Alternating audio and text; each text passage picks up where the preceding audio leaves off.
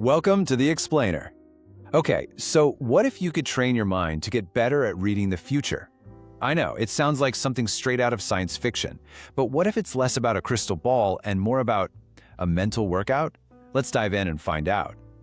So it all starts with this one big question, right? Can you really learn to predict what's coming? I mean, we all want to know what's around the corner, but what if that ability isn't some kind of magic power, but more like a mental muscle that you can actually strengthen? And that right there is the key idea. We're going to move beyond all the superstitions and the magic and start thinking about this as a trainable skill, something that pretty much anyone can develop. It just starts with making one really crucial distinction. This slide really gets to the heart of it. See, on one side, you have this idea of supernatural precognition, this claim of just knowing the future, which, let's be honest, is totally unproven. But on the other side, you've got what we're calling precognitive thinking. This isn't about knowing, it's about reading the future. And that's a skill you can absolutely train. So what is precognitive thinking exactly? Well, it's our ability to more accurately read what's coming by blending three things we all have: our intuition, our insight, and our natural predictive power. This isn't about getting new tools. It's about sharpening the ones you are already born with. So how do we actually do that? How do we sharpen those tools? Let's get practical. We're going to walk through 7 specific exercises for your mind, and each one is designed to help you build this incredible skill. Okay, our first exercise is all about creating some silence. Through meditation, and we're just talking 5 or 10 minutes a day, you start to quiet all that constant mental noise. And this lets those quieter signals, what we call gut feelings, finally be heard. The most important part, actually learning to listen to them. The second exercise starts the moment you wake up, and that is keep a dream diary. Seriously, by writing down what you remember, you're opening up this little window into your unconscious mind as it's processing information and solving problems all night long. The insights hiding in there, they might just blow you away. And this isn't some new age idea, not at all. Some of the greatest minds in history use this exact technique. Think about innovators like Thomas Edison or the artist Salvador Dali. They both credited their dreams with sparking some of their most brilliant ideas. Now, to understand our next method, we really need to get one thing straight about our brains. At their very core, they are prediction machines. They're constantly scanning everything we experience to try and guess what's going to happen next.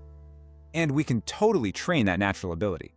Our third exercise is to actively look for patterns. For example, if you hear 3 completely unrelated people mention the same topic in a single day, don't just dismiss it. That could be a weak signal of an emerging trend. You're literally teaching your brain how to connect the dots. Our fourth method is a really active exercise, and it's called simulation thinking. Here's how it works. You take a current news story. Then you predict 3 plausible scenarios for how it could all unfold. Then, and this is the most important part, you set a reminder to check back in a few months to see what actually happened. It's like a direct workout for your predictive muscle. Okay, the fifth method turns our attention inward. Our bodies often process information way faster than our conscious minds can. So when you're facing a choice, pay attention to the physical sensations, that feeling of lightness versus, that knot of unease in your stomach.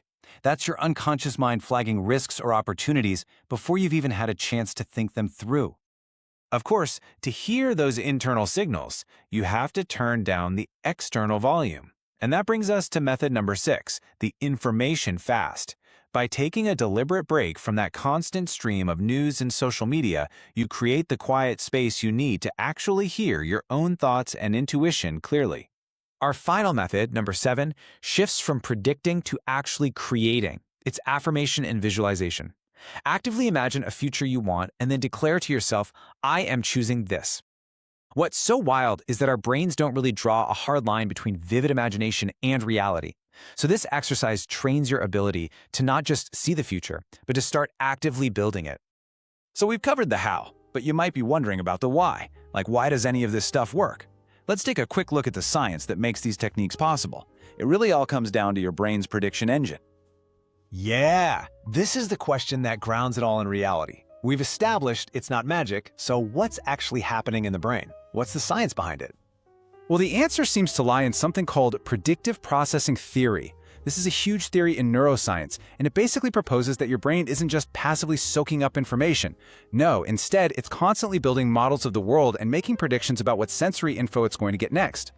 And this brings it all together. See, those 7 exercises we just went over, they are essentially workouts for your brain's natural prediction engine.